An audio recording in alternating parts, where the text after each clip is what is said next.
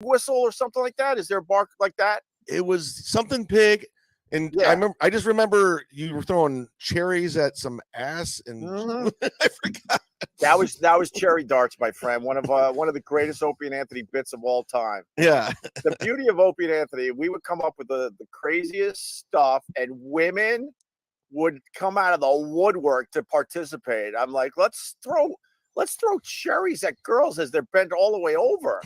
And people would look at me like, who the hell is going to say yes to that? And sure enough, the phones, and they all marched into that studio to participate. But look, chat. Right. I just want to get through something. Sure. And I know, and I said it because I thought it was cool. You apologized to me recently, about a month or two ago. You even said I don't need a response. And I really appreciate that. And I'll tell you what. When I met you through Jim Florentine, you couldn't have been nicer to me. You were so fucking cool. Yeah. And then I would see you here and there, and you were still incredibly cool to me. Okay. Unfortunately, we never really had you on the show. I think you were on maybe once or twice back in the day. Now, I never did your show. I was doing Bennington and a couple other shows, but I never got on your show. I think Club Soda Kenny tried to get me on. I don't know what happened. Something happened. I don't know. There was nothing that happened. The problem was we were so hot that everybody wanted to be on our show. And unfortunately, people fell through the cracks. And you probably would have been great on the show. But there was no, it certainly wasn't personal. I need to tell you that. Sure.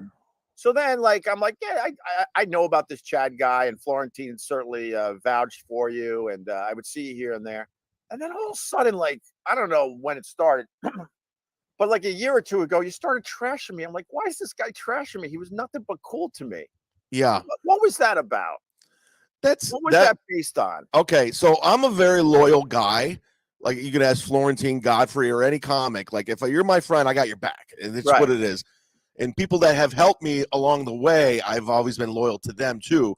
So I think when Anthony, early on, I went on Anthony's show, The Compound, and there was some buzz to it in the beginning before, like, already got there in Landau or whatever.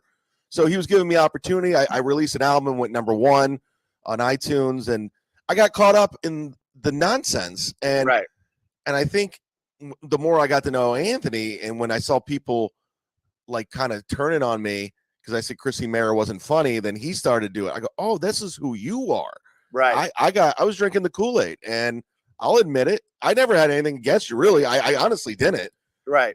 It was more just it's the culture that Anthony creates. 100%. That's what I wanted to get into today, because it's like, I don't understand why he has to do that, because first of all, I don't suck.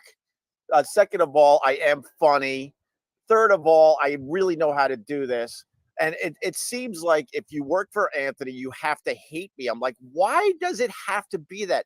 That stupid Gino Bisconte did the same shit. But the difference is you realized that it was wrong, and you apologized to me, and I accepted your apology. But Gino Bisconte was the same. I saw him here and there, and he couldn't have been cooler. I've hung out with the guy. He used to open for Jim Norton, and I think it was a Cleveland trip where we bonded and had a really, really good time. And then all of a sudden, I'm like, wait, now you're hating on me? What could I have possibly done to you except that you now work for Anthony and you feel like you have to stick up for your boy? It was completely ridiculous. And then I was doing a live stream on Instagram. This goes back a few years ago, and Gino Bisconte pops up, and he's like starts like going after me. I'm like, Gino, I go, what are you doing? And then I talked about a couple things that I know about him that was cool that we did together. He's like, oh, hey, I don't know. And then he backed down, and he's like, well, nothing but the best. I'm sorry. And then he left. I'm like, I don't understand why that has to be a thing with Anthony, because if you watch my shit, I got my own fan base. People aren't running over there and attacking Anthony or anything. We literally don't give a shit. Yeah. We just kind of wanted to be left alone, to be honest with you. Honestly, this is the honest God truth. If you want to get in Anthony's good graces, all you have to say is something mean about you, and he's payroll. He'll retweet you, have you on the show, and he's your best friend if he says anything remotely bad about you. And that's a fact. I see it on the other side because I watched him turn on me, and I was like, we had some fun shows. I mean, he's a talented guy without a doubt, but he's also like, he's very like, what's the word? Flaky. I don't get why he has to do that, because in the end, like, I didn't really do anything to the guy. Get the hell out of here. We had an amazing run. We both have a lot of money. We had a lot of success, and we also wore each other out. And that's how it should just have ended. 100%. My radio show in Cleveland, with Alan, I had the same relationship. Like, you're around these people so much more than your family, your friends. It got to the point where by year 3, I hated the way every time he would eat, I wanted to kill him and his family. That's how it got, because we were around you. You have to entertain for 4-5 hours, and I get it. I understand 100%. Because the fact is, I know I'm not a bad guy. I mean, if I had to say anything about it, I would simply say that with the run we had and the pressure that it took to keep that thing going, and then we're surrounded by a lot of toxicity in general with management and a giant staff. If you have a giant staff, you're simply not going to get along with everybody. And I really believe in the end we just fucking wore each other out. Yeah. So why did you decide you needed to reach out to me and apologize? Well, because I realized that I did. Well, I guess Opie's not on his own stream, or. Wait. Oh, there you go. Oh, yeah. I almost had to host your show.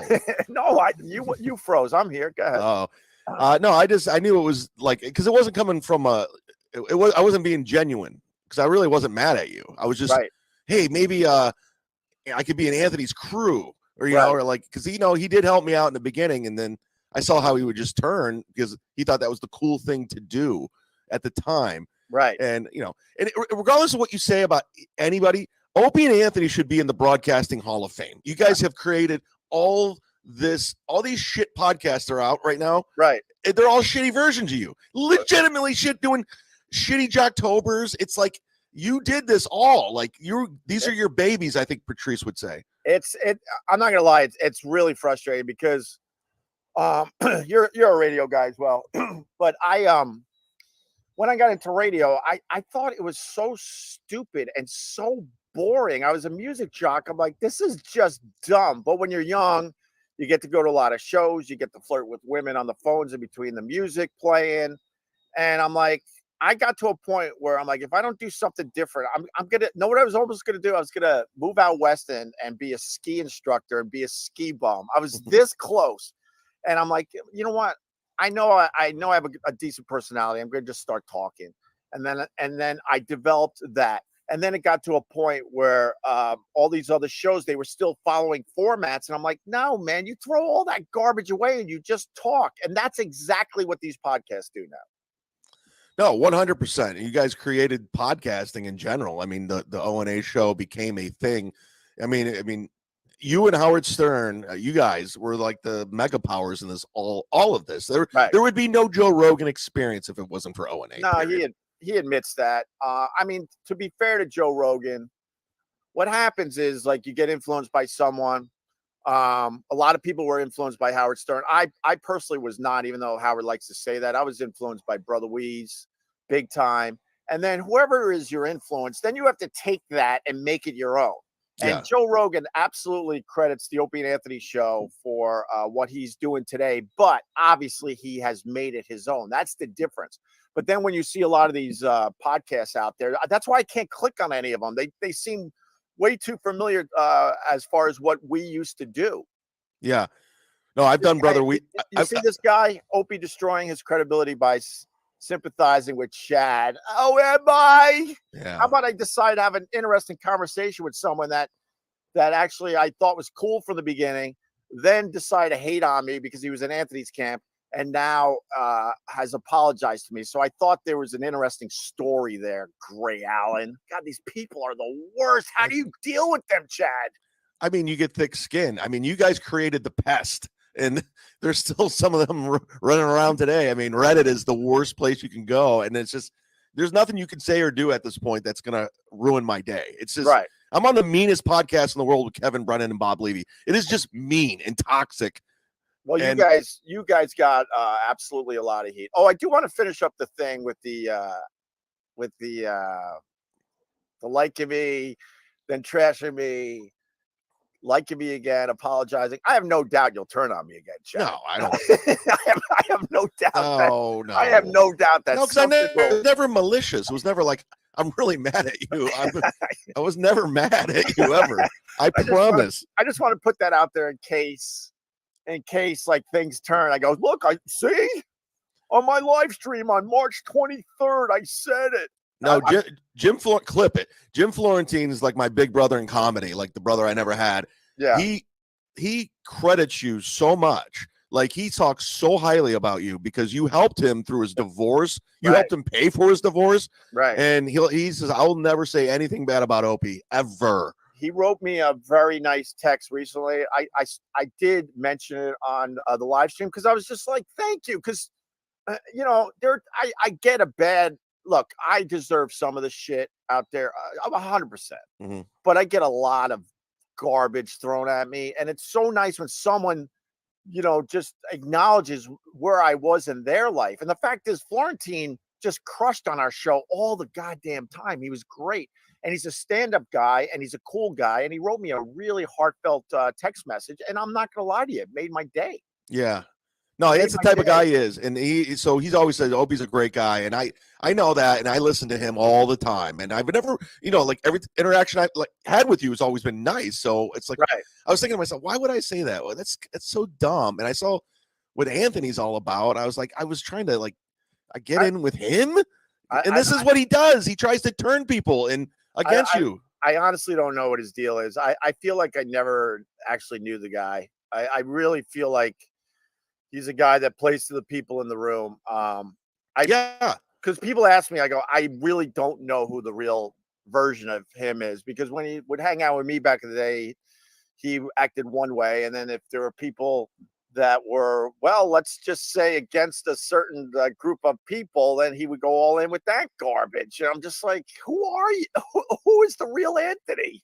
Yeah, I don't know. And I sat next to him for almost 20 years, and I could honestly say I don't know who the real guy is. No, it's sad because you'll forever be known. No, I mean, you guys will, both of you together, and it really bothers me when people are like, "Oh, I grew up listening to Stern and Anthony." I'm like, "Shut up! You loved Opie too, you dummy." And they do that because of Anthony. Anthony creates that culture. Anthony knows what I did for that radio show. He could spin it all he wants, but he knows exactly what I did for that stupid, at this point, that stupid show. Anyway, listen, don't look at my numbers. This is a good number today. You brought in a few people, but I'm not. I don't do 7:30. I never. This is new to me. Well, when I do afternoons, I do have better. Whatever. I'm just joking. I do drive time. MLC is a very hot podcast right now. I've been clicking on it and fooling around in the chat room a little bit. Is that really you in the chat room? Yeah, it is. I fool around a little bit. It's fun. We always thought it was a fake Opie. No, it's fun, man. And maybe one of these days I'll go on it. But you guys got a lot of heat. Even Kevin Brennan. Listen, Kevin Brennan gives you credit. Kevin Brennan. Listen, he's been a legit comic forever. He was a New York legend. And he just kind of fell off when the internet took, and you brought him on the show. And Opie, I swear to God, I remember listening to your show with him and Florentine in studio. I call it the Kevin Brennan coming out party. Right. Where he just started trashing Neil for the first time and Nick Swartzen. I was listening in the car in Cleveland, Ohio, and I was texting Jim. I go, this is radio gold. This guy's awesome. Yeah. I knew who he was as a comic, but I never knew he was that hilarious. I'll be honest with you, the same thing, because we were privy to having a connection with all the New York City comics, and Kevin Brennan came on the show late in the process. And I'm like, where the F has this guy been all these years? I missed out because he should have been a regular on the show. I don't know why he fell through the cracks as well, but he just absolutely killed on the show. And I was the one that brought him into radio first. Yeah, no, and I remember you were you kind of gave him his heat.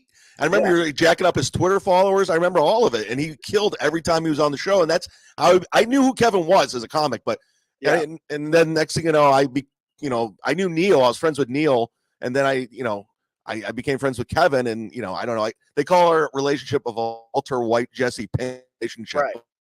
Right.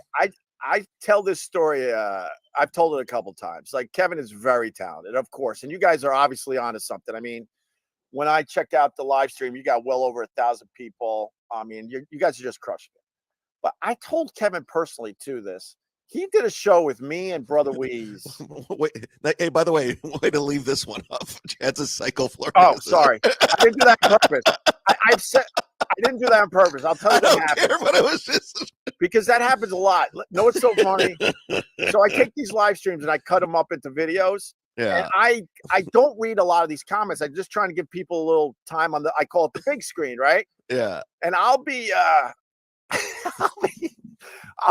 I'll be editing a video that I want to put on YouTube, you know, and I'll have some deep thought about this or that or comedy or whatever. And then there's the most horrific thing about me on the screen that I didn't notice that I gotta keep on there because it's part of my video now. So I promise I didn't do that on purpose. Where was I? So sorry about that. Let me get a good one. I can't listen. I'm on Kevin's show, so I'm used to it. It doesn't bother me. I can't find a good one. I'm not kidding.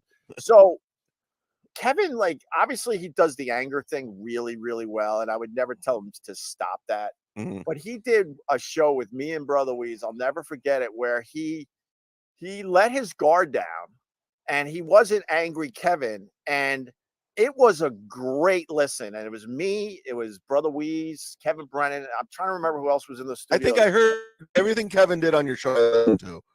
So it was like a softer side, and I'm like, I encourage Kevin to do a little more of that, but who am I, man? I mean, you guys are talking to way more people than me. All right, listen to me. So you got to take me through the black guy thing. And I got to tell you, I didn't buy it for a second, and I got video that says just that. Yeah. I saw it. But I will tell you this.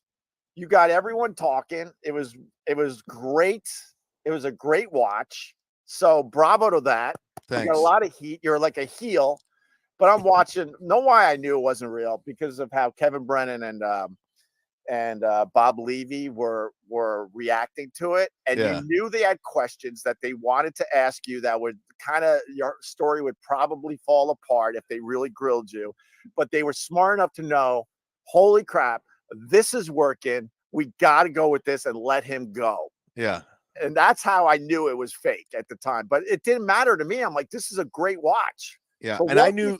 Walk me through this thing for my audience that maybe haven't checked it out. And I also knew they didn't believe me too. Like I was on doing. That was my kitten in the balloon. That was. Oh, the kitten. Oh, wow. Very good reference, by the way. Very nice.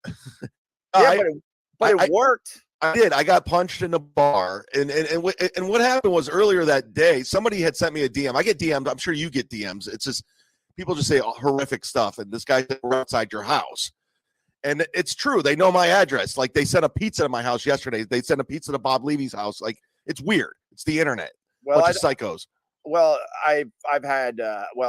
I'm not. I've had some things. Let's just put it that way. So I get it. And and you have to take care of it. So I have to take care of it in a way where I spend decent money on I'll say it's security, unfortunately. Yeah. But anyway, go ahead. So with that being said, the show is toxic, and people, I'm not like, some people know me. So this one guy at a bar knew I was a comic, and he was just messing with me, say something funny and all this bullshit, and then it just got out of hand, and I'm a hothead, and I said some stuff, and next thing you know, he punched me, and I just more or less. Yeah, I got punched in the face, and I just, I was shocked by the situation. He was a bigger dude, and I just threw something at him. I ran away, and that's all it was. But it tied into the thing earlier where the guy sent the DM. And I thought it'd be a better story. Right, there's a good connection there. So first of all, I don't know how old you are, but you get to an age where getting punched in the face just sucks. Yeah, I remember when I was young and had youth on my side, it was almost like an adrenaline rush when you got into some kind of a situation, but then you get to an age you're like, oh, that just fucking hurts and sucks. Yeah. Are you feeling that? 100%. I just turned 48 December 27th, so I'm like, what are we gonna fight? Yeah. You're at that age where it just sucks now.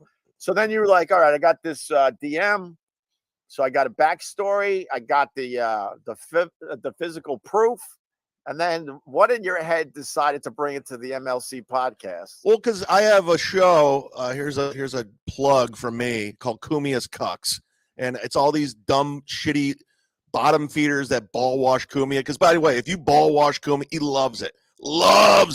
So Right. you can get into his camp that way, and possibly be on payroll if you suck his ass. So I thought, okay, well, Anthony's been nothing but a shithead to me. So I just thought, okay, and this guy did say. He goes, yeah, you bomb every time you call into Anthony when we were talking. So I was like, oh, I go, he's the wrong guy. Okay. So here we go. And that's where it all started from. And then I was like, if I had no like plan, I was like, if someone finds out, I'll fess up to it. And someone did. I go, yeah, screw you guys. I don't have an example right now. I certainly could find one, but when you do radio, yeah, there are times you're like, I'm just going to go with this. Oh, we do got one. Like when we were in Boston and we said the mayor died in a car accident for April Fools, there was no plan. Right. It was like, I called up Anthony that morning. I go, I got an idea. I'm so sick of these radio guys doing their dumb April Fools pranks. I got one. And I told him, and he was groggy. I woke him up. He's like, yeah, that's great. Oh, that's great. I'll see you, later on. And then we go in the studio, and I got just this thought. And then I look at Anthony like, are we going to do this? He gives the nod like, let's do this. And then I just announced this crazy thing that happened.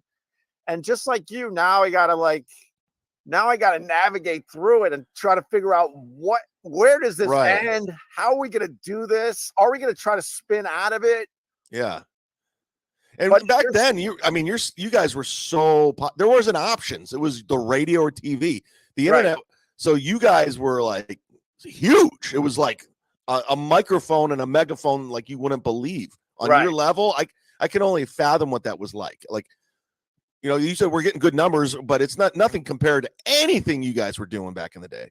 Bro, I'll take 1,000 people. I'm not going to lie to you, but back in the day, we were talking to at least 1 million a week, at least maybe 2. They never really showed us the numbers that serious. So we had to kind of figure that shit on our own. But, and before that, when we were syndicated up and down the entire East Coast and then had some markets out west, that it was a couple million people a week. Yeah. It's crazy what all this has become. But so then you're on the show, and then I didn't see the end of it. How did you spin out? Did you finally have to just come clean? Yeah, there's a guy, a friend of mine. He's a comic. His name's Patrick Melton. It's called No One Likes Onions. He does a show. He's pretty funny. It's very niche, but he was one of the first podcasters out there that like kind of helped Red Bar get going and all these weird podcasts. He kind of investigated. He didn't hire an investigator. A private investigator looked into it. Literally checked phone records, called Tampa Police Department. So he really went all in with this investigation, and I just said, I gotta fess up because I mean, the guy figured it out. Right. But it was never malicious. I never go set up a GoFundMe. I was just trying to create. I mean, I'm on a show 5 days a week. It's all drama. It's all drama. So I mean, I gotta play to the drama. And then people got mad at you. I'm like, you shouldn't be mad at this guy if you're just really focused. It was obvious that wasn't the case with the black guy. There was another story to it. It was, you know what I mean? But then they get mad that you lied or something. Well, then I get emails from guys from New Zealand saying, I've been fascinated with your life for the past 3 weeks and your story. Thank you for the entertainment. Because it is entertainment at the end of the day. I'm just trying to be fun and do something different. And because every podcast out there, they're doing the same bullshit. They're doing the same Jocktober nonsense. So I was like, let's just have some fun. Why has that become a thing? It's so bizarre. It's Anthony. I think it's lazy, to be honest with you. I think, look, if you do a live stream, a podcast, a radio show, of course you're going to attack other shows. It comes with the territory. But I think when your show, if that's all you have, I'm waiting for what else do you got besides this? Because this is like, as they say, the low hanging fruit. This is the easy stuff. But what else do you have to offer? I mean, you could always go back to that. Sure, why not? But when your whole show is who are we going to make fun of today, it gets kind of monotonous after a while. The Opie and Anthony show, we knew that's why we called it Jocktober. It was 1 month. Yeah. We focused on it. Let's beat the crap out of all these shows that we just think suck because they're still doing radio the old fashioned way. And then we knew by the end of October it's over. If we kept doing it into November, it wouldn't have its same appeal. Right. But these shows, that's all they got. Well, I'm not gonna lie. I when these podcasts that love Cumia start coming at me and trashing me, I had to learn all this stuff. I didn't want to learn it. So Right.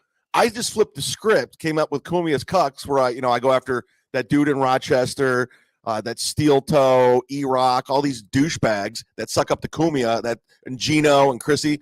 And now I'm making a profit from it because they did that to me. Like, it's like I felt like I was John Rambo in First Blood taking on the National Guard. Like, you guys want to play? I can do this, and I can do it better, doing it better, and that's why my numbers are up, and I'm getting great Patreon numbers. So bring it on. I fought back. Oh, I'm not gonna lie. There's been a few days where I'm watching you guys on MLC, and I see the super chats coming in, and it almost brings me to tears. of like, where is this money coming from? But then you guys have to split it between 3 guys. Ha ha ha ha ha. Well, I mean, I'm not gonna lie. When Kevin Brendan sends me Venmos, I'm like, holy shit. I mean, and I know how much of a cheapskate he is. So I'm like, for him to give me this, we're doing pretty good. So the Steel Toe guy, I don't really know much about him. He's been a thorn in my side for a while. He keeps trying to get my attention, and the fact is, I've clicked on literally just a few minutes of his stuff. That is it. There are people that click on all that stuff, but it started with him wanting to get me on his show, and I was at a point where I'm like, maybe I should start doing other people's show, and maybe I should start growing this again. I don't know. I really don't know. I just enjoyed turning this on and babbling, and then go about my life. And so I started thinking, maybe I'll go on this guy's show. He wrote me something really, really nice. I'm a fan. I'm this, I'm that, blah, blah, blah. And then I did just a little research, and I just see all this shit where he's trashing me. I'm like, who are these dishonest people? But then to his credit, he recently, I guess, apologized to me. But it's just weird. The whole thing is weird. When you said one day I'm going to turn on you, that he doesn't stand for anything. I've done deep dives. I've watched, and I didn't even want to know him at first because he came at me 2 months unprovoked, trashing me because he saw Anthony doing it. Right. There's nothing original about him. He's every radio hack, and I do mean hack, you've ever seen. He's obviously influenced by O&A, and he's just trying to do something, and he just copies what everyone else is doing. Well, that's what's incredibly annoying about that whole, I'll call it like a subculture. I call it like low-level podcasts, even though some of these low-level podcasts are doing better than me right now, and that's fine. I know what I did in my career. I don't ever have to do anything again. I don't have to prove nothing to anybody. But like Steel Toe, yeah, he's kind of doing an Opie and Anthony type show, and he's just a strange bird. Like I said, he recently apologized to me, but I'm like I was joking with you, and it might happen, whatever, if it does. But I know he's the type of guy that will go back to just hating on me again. Like they have no, I don't know, they have no standards or something. It's bizarre. When I saw Anthony doing an interview with him, and I go, first of all, Anthony, like, you guys are multimillionaires in broadcasting. I said Broadcasting Hall of Fame if you guys even give a shit about that. No. So why are you doing an interview with this guy in Minnesota in his basement? Like, and the ball washing that was done, and he goes, why I was huge. Oh, sorry. Did you cut out there? It really is on your end, I think. Oh. But go ahead. He goes, I was hugely influenced by Howard Stern. I was hugely influenced by you, Anthony. I'm like, you were influenced by Opie and Anthony. Shut the fuck up, you liar. But he wants to get on Anthony's good side. And that's how you do it. I don't get it. But Opie, give Chad credit. He's a real. Oh, you're a real card, Chad. Oh, I get it. Yeah, he's zinging. I know what he's doing. He's a real card. And how's the comedy career going? Everything's great. Like, I'm in this weekend. I'm in Boca Raton with Jim Brewer. No shit. Yeah, so I come out to the Boca Raton Boca Black Box Theater, and you're friends with Jim, right? I am. Yes, I am. I'm torn by the direction he's going in these days. He's all in, man. He's all in with that angle. I'm not saying it's good or bad. I'm just saying I'm torn. But I think he's fed up with Hollywood and all the bullshit in Hollywood. I think oh no, God bless him. Like I bonded with him when he left SNL, and he took. I remember being in Boston. Well, there's a lot of stuff with Brewer. I'm trying to like focus on some of the better stuff. But when he trashed SNL, we were all in Boston at a bar. I'd never laughed harder. He hated SNL. Mm-hmm. And he tells a story where he came home to his wife and he's like, he's on SNL. And he goes, I'm miserable. I can't stand it. I don't want to be here. And know what his wife said? Just quit. Yeah. Just quit. And he's like, quit SNL. Like, who does that? Right. It's such a great opportunity. But he ends up quitting.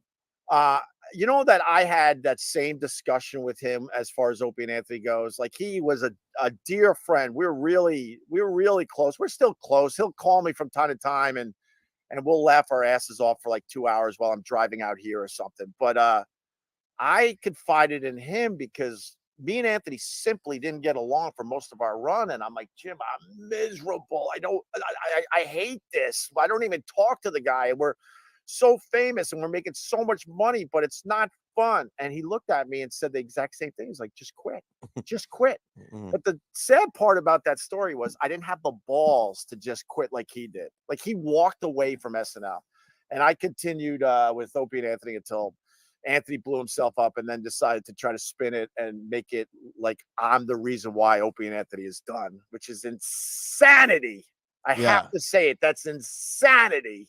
No, he's creating his own narrative with his books and everything. He's trying, and a lot of people bought in, and I bought in, and I wrote, oh wait, you're full of shit. This guy's full of shit, and that's why I sent the email that I sent. Right. But I do want to ask you one thing because there's a thing out there. There was I don't know if you want to answer it. I don't think you give a shit at this point. Now, when Anthony got fired, there was a rumor. There was a big name celebrity that SiriusXM was trying to pair you with. Are you allowed to answer that? Because there's a lot of suspicions out there. There's a lot of people have said Brewer. A lot of people have said Gregg. I think I could say it now. I think I could give you a big one today. Who do you think? Oh, did I get cut out? Am I still here? Am I on the show? Hey, everybody, go subscribe to my YouTube channel. I think we lost Opie. This isn't fun.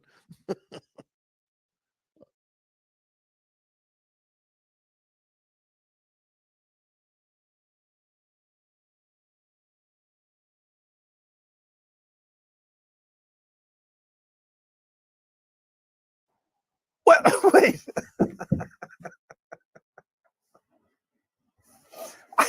I didn't do that on purpose. Wait, I didn't do that on purpose. Oh, that's a play for my playbook, but I swear I didn't do that on purpose. Chad, come back. Oh, Jesus. Hold on, I gotta write Chad. There he is. I didn't do that on purpose. When I do this, like I fiddle about and I'm on my mouse, my hands are frozen. I'm trying to get people on the big screen, and I swiped and it wiped my whole live stream out. Sorry about that. Where were we? All right. So who do you think it was? I thought that was a radio trick, like you're gonna leave everyone hanging. That's a play out of my playbook, certainly, and that would have been a great way to end this one today. I'm not gonna lie to you, but I didn't. But I'd rather do it and mean it.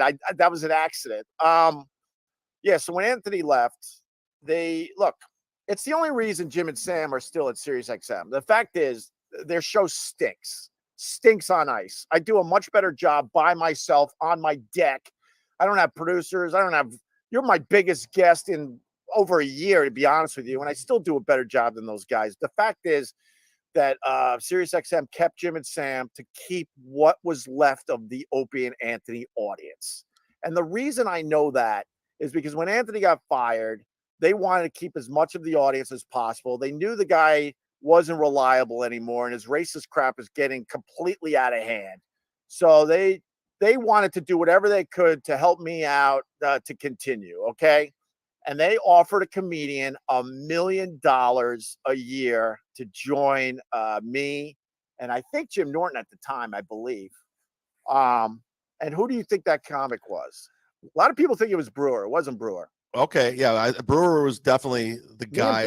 Me and Brewer talked about doing a show together more times than I could even count, and we got really really close when he was touring with Metallica. Yeah, You remember when he was doing that? yeah. And he was ready to pull the trigger, and he goes, "Oh," in the end, he's like, "I just don't think I have time. I'm on the road with Metallica, and it wouldn't be the timing just sucks, but I really want to do this." And then we never really talked about it again. But so it wasn't Brewer. Well, the other theory out there from because I'm like I said, I'm the radio nerd. I pay attention to this nonsense. I was on what was that all access radio site? Like I did all that nonsense for a while, Right. and I there was a rumor floating that it was Bob Saget. No, but I mean, I don't. Me and Bob were actually friends. I was texting with him pretty close to his death. Actually, we always stayed in touch, and we double dated a few times in New York. The guy, you want to talk about someone that's famous? Holy crap! Bob Saget couldn't move, couldn't walk the streets of New York. Every step, people would come up to him. He was incredibly famous. But the fact is, I I didn't think he worked that great on the Opie and Anthony show. He was okay. He was okay, and it's Bob Saget, and he was cool, and he didn't suck, but I could name a whole bunch of comedians that were better than him, including, Chris DiStefano, Jim Brewer, Bob Kelly, a whole bunch of other Patrice O'Neill, of course. So no, it wasn't Bob Saget. That would have been a tough show to do. And he's an A-lister. He's not going to grind it out. You know what radio's about. You know what live streaming is about. You got to grind it out. Yeah. Well, the third one, if I have to guess, is Louis C.K. Wow. Yeah. Well, that would have been a massive get, but he was making way more money than what SiriusXM could offer him to do something like that. And with Louis C.K., when he got crazy famous, he stopped doing our show. Really, he would come in every once in a while, but he started doing Howard more. I hate when that happens, and then people are like, "What? It's just business." It's like, no, man, you help a lot of these guys out, and then they finally get their big break, and you want them to bring you along a little bit with them. And certainly Louis, he put us on his TV show and stuff, so he's not a bad guy, but I always got mad that he didn't do our show as frequently when he got massively huge. But I literally don't have an issue with Louis C.K. It wasn't Louis C.K. Yeah, those are my only guesses. Right. It wasn't Bill Burr. Another one that was better than Saget, by the way, obviously. Oh yeah, of course. Man, I don't know if I want to blow the guy's spot up. I feel bad. Well, I mean, how bad is it if I mention the name? I mean, you'll get some clicks. People will subscribe to the Opie Radio's YouTube channel. I know that. I don't think it's a bad thing, though. That this comedian turned down $1 million to do radio with me, and I think Jim Norton at the time. It like okay? Tell me why he turned it down. I think it was just an opinion. I think he was scared of the blowback he would get from Anthony and his camp, because he would be perceived as the guy that is absolutely taking over. I think that's what it was. I can't speak for the guy, but I think that's what it was. Well, I got one more guess. It just popped in my head. Okay. Artie Lang. It's so interesting. I got stories on all these guys. So Artie started doing my show before Anthony, another guy that was doing my show before Anthony, and he was having so much fun doing radio with me, and he gave me incredible hours of radio that he texted me, and he's like, "I really want to figure out how we could do this on a regular basis." My whole thought at the time was, I can't go into business with another addict. Yeah. Well, and I just said, you could figure out who I'm talking about. I didn't mention any names, but the fact is, I did not want to go into business with another addict at that point. I kind of had it. Yeah. And when you do radio and you do the Opie and Anthony show, you're around a lot of addicts. That's all I'll say. No, I completely understand. And I was bummed because Artie is, man, sometimes I talk about I think Artie, when he was on, was he could have been the best. Oh yeah, he's He great. could have been the best, man. I mean, and we were fortunate to work with all of them, but when Artie was on, he was just unbelievable. Oh, Unbelievable. I mean, he changed, in my opinion, made the Stern Show way better than what it was, and it was like another level. And that's when I became like, I wanted to do comedy because of Artie Lang and Jim Norton. I was like, I'm a comedian. I want to be on the radio, and I got to do it, and not on the level of you guys, of course, but I did. I had a nice salary, I had a company car, health insurance, so it was a good time, and it was fun. They wanted to syndicate our show, and it was a good time. So I was definitely influenced by all of that you guys created. What do you think of Jim Norton these days? I'm fine with Jim. He's always been fine, cool to me. And I understand you guys, and I get it. I get working with somebody, but he's not. Jim Norton's been nothing but nice to me. And so again, I'm a loyal dude, so I can't say anything bad about him. My biggest problem with Jim Norton, it's really simple. And yes, people go, "You're bitter." Yeah, I'll be the first to admit I'm bitter. No problem. Absolutely. When Anthony left, I got so much shit. I got death threats. The stuff I've never talked about because of the garbage he was throwing at me after we split up. And all I'll say about that is Jimmy knew all the garbage that was being thrown my way, and he just stepped out of the way and let me get all of it. And the fact is that him and Anthony were really close. There was 3 guys on that show for a whole bunch of years there. And when you do something with 3 guys, be careful. You're in a 3-guy situation. I know. 3 is a terrible number. You better get a 4th like immediately. That's my advice to you, because with 3 people, it's inevitable that 2 get closer. It's just how it works. So those guys were close, really close, extremely close. Like Jimmy had no respect for me at the end. Anthony gets fired. I'm getting all this horse shit. Anthony's spinning it that the reason there's no more Opie and Anthony show is because of me. And because of that, I had to deal with a lot of garbage in my personal life that I'm not going to get into today. And Jimmy knew all this crap that was coming my way. He did nothing about it.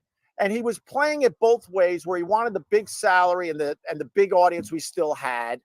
And he also wanted to show his support for Anthony. You can't do both those things. And what he should have done was left and went and worked with Anthony. But he didn't have the balls to do that for whatever reason. I mean, that's my main issue with Jim Norton, because as he sat there across from me, he had no desire to do radio with me at all, but he liked the audience we were talking to and the money that he was still getting. Like we were still getting stupid money. He's not making stupid money through Sirius XM anymore.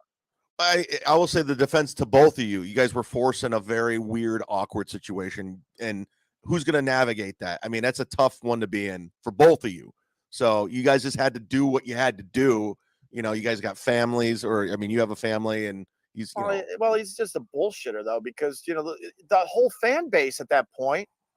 I was like, I was wallpaper on my own goddamn show near the end. You don't think I know that? Of course I do. But because I wasn't getting along with the guys, and it was just a miserable for me personally. But the fans wanted a Jim Norton and Anthony show. They wanted that. Right. And Jimmy ignored all that to do a show with Sam Roberts and rot in a seat all these years later. Get the hell out of here. I've only met Sam once. I don't know him at all. I know we know each other. He's mentioned my name a few times. So I don't have a relationship with him, but I understand working in that atmosphere, how it can be very combustible. And certainly it was, especially with the kind of fans you guys had. I mean, you guys, to this day, have some of the worst fans of all time. They're the meanest people on the internet. I said it a long time ago, when we developed the PES and they became their own entity, they became famous in their own right. And everyone around the Opie and Anthony show were so excited because this group was just out of control. Yeah. And I would shake my head on a regular basis and go, man, someday they're going to turn on us. And everyone's like, they didn't want to buy it. I'm like, you don't want so bitter. I'm a bitter dude, Donovan. I'll be the first to admit it. I give you the honesty on this dumb live stream. I go, man, you don't want these people turning on us. And boy, did they turn on all of us. I mean, all of us got it. Yeah. All of us. I will say this, Opie. And I've said it on my podcast. I said it on Kevin's pod. If I made the amount of money that you and Anthony had made in broadcasting, you would never see me again. I would delete. I would just go away. I do exactly what Sean Connery did. He's at the Bahamas. He quit acting and he died on the beach peacefully. That's what I would have done. I just have fun doing this. You're not wrong. I mean, you're not wrong. I just have fun turning this on and still babbling. You know what I mean? No, I get it. I don't know if I ever want to do a structured show ever again. I mean, the stress of that. Like I had to deal with a lot of stuff those guys didn't, and they know that, and they could spin it all they want. But I had to deal with bosses and all sorts of stuff on a regular basis. Anthony couldn't even be bothered when our agent came from LA. Look, our agent was a bore. You met Bob Eatman, but he did a lot for me professionally and personally. He was a bore, of course. And a lot of the times with Opie and Anthony, it was a train that was basically running itself. But Anthony couldn't even be bothered to have breakfast with our agent when he would fly in all the way from LA. And you don't think I wanted to be home with my wife and my young son at the time, and then I had a second kid, but I would have to sit there at a stupid breakfast with my agent and just, go through the nonsense. And then it's like, he always had something to do, And then I was stuck with this garbage, and I was stuck with that type of garbage a lot with other scenarios during the Opie and Anthony years. I actually went to Bob Eatman's funeral in LA. Oh, you were there? Yeah, because he helped me try to get on at the time it was 97.9 The Loop in Chicago. Right. He got me an audition. Like we did a test show there. They flew us out, put us up, and it ended up going to Mancow again. Mancow got it back, but I thought I had the job. And at one point they weren't sure what they were going to do, and they're like, Bob Eatman calls. He goes, "Hey, would you want to work with Shadow Stevens?" I go, "What?" That's like old school guys. Who the hell would want to work with Shadow Stevens? Me, you, and two other people got that line. I was like, "What?" I think you guys could work well together. I go, Shadow fucking Stevens? Seriously? Oh my God. But I ended up going to Mancow because they just, he was in that market already and he had a name. All right, so I'll tell you, I haven't said this in a while, but Bob Buckman, oh my God, that's another guy that I really, really like to this day, who helped me out when I was at BAB. Wow, Bob Buckman, Jesus. Bob Eatman. So we all knew that Bob was really, really sick and he didn't have much time. And when SiriusXM railroaded me and got rid of me on a bogus charge, which I ended up proving to be bogus. Let's just put it that way. In the end, we had a gentleman's agreement, and Scott Greenstein was very, very cool, did the right thing, and thanked me for all my years at SiriusXM. But they were trying to railroad me, and I'm like, this ain't going down this way. And I remember that Ant got word that I was fighting it and that I was fighting for my money, and he made fun of that too. Well, the fact is I got every single cent owed to me. I think I could say that much today. But what's important to the story, Bob Eatman wasn't my agent anymore. I had to move on from that because there was a conflict of interest. He was still representing Jimmy. I'm like, I can't have you representing a guy that I despise at this point in my career. So I had to move on. And then SiriusXM was trying to railroad me. Bob Eatman, basically on his deathbed, is calling me up. He could barely talk, and he's like, "Oh, what can I do for you? What can I do? I'll call." And he was mentioning people that I don't feel like mentioning here. He's like, I got a phone call into blah, blah, and this. And I'm like, Bob, just rest. Because we all knew at this point he didn't have much time.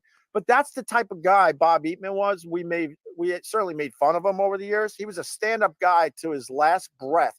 His last week on earth, he was trying to help me out with the situation I was in with SiriusXM. I'll never forget that. That's a real dude right there. No, he was a great guy. Him and his wife Robin, they had me over in the Pacific Palisades for dinner, and they made dinner for me. I didn't know all this about you. Yeah, I had a whole relationship with him. I talked to him on the phone, and did you walk to the end of the street and look over the bluff at the Pacific Ocean? No, I did not do that. Oh, what's wrong with you? Bob had a great spread in the Pacific Palisades. You walk to the end of the road, and it was that bluff you see on TV. Yeah. No, but they made me dinner at his home. He was always very, very good to me. And unfortunately, I after the 97.9 thing, I was like, I'm good, Bob. I'm just doing the road with Florentine. I'm good. Right.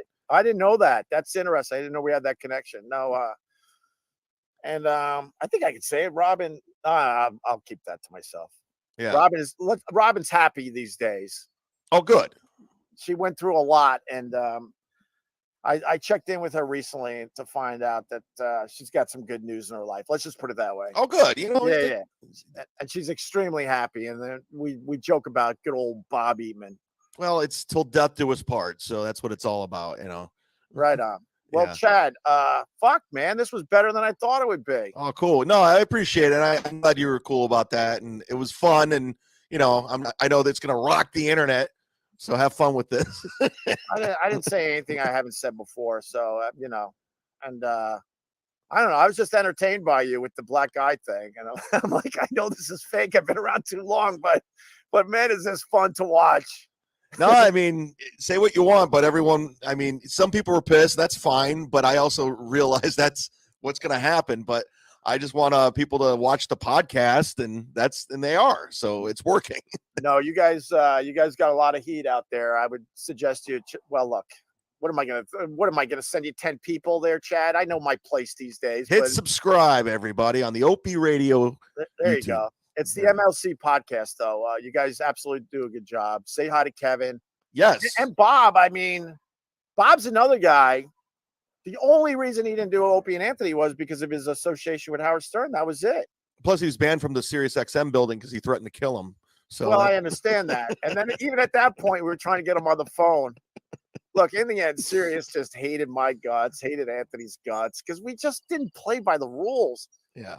They're like, but at this point, I remember them telling me, you can't have Bob Levy on. He's threatened the life of whatever. And I'm like, yeah, but he's hilarious. Yeah. No, they speak highly of you too. They like you a lot, and maybe one day you can come on MLC if you feel like it. But it's up to you at that point. Yeah, we'll fool around. We'll do it. I mean, now that you did this, we'll do it. That's great. I think people would love that. If you want to use any of this video, go for it there, Chad Zumock. I will. Trust me. I appreciate it. And how many podcasts are you doing? Are you a mud shark or something I'm hearing? It's the internet. People just start. It's people. We ran with it. If you actually look up the definition of mud shark, it's not flattering at all. But people are actually trying to change the definition. Literally online, they're trying to change what a mud shark is. But I do my sit down Zumock podcast. I do my Kumia's Cucks, which is blowing up, and it's me just fighting back against the internet, and it's been profitable and fun, and I'm having a great time doing it.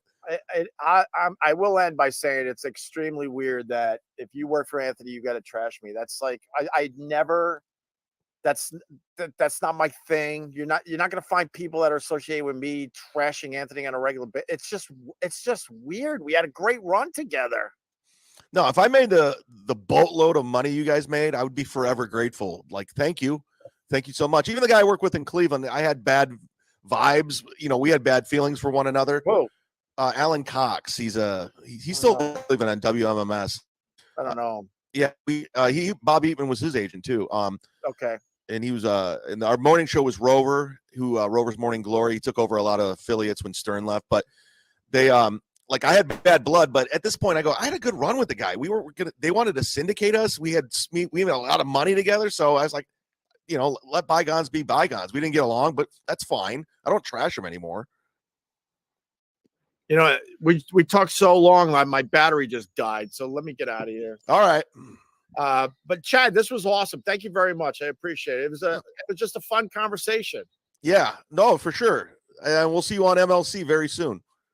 Oh, this dude is using you. Chad, are you using me? Oh, yeah. I got everything I wanted out of you, Opie.